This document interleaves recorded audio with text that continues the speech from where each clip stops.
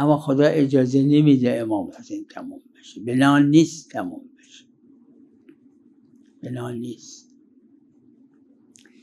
با خود امام حسین جنگیدن، اما با نام امام حسین نمیشه جنگید. قبل 100 سال توی جای خوندم یکی از نخست وزیرای کشورهای خارج گفته بوده که ما باید کربلا را خراب کنیم، یعنی امام حسین.